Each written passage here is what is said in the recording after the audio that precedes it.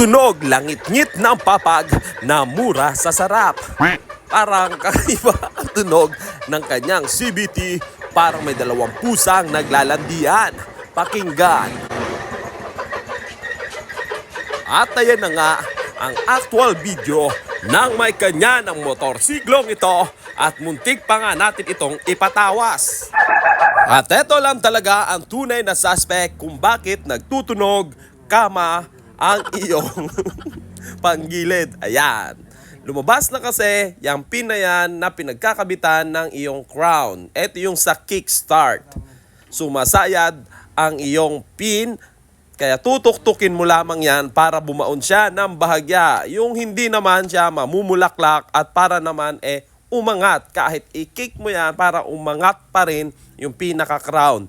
Dito yan sumasayad sa iyong crankshaft. Ayan o. Tingnan nyo. O, lumubog na. Dapat wala yan lubog na yan. Lumubog na siya dahil matagal na siyang nagtutunog, langit-ngit ng papag na mura sa sarap.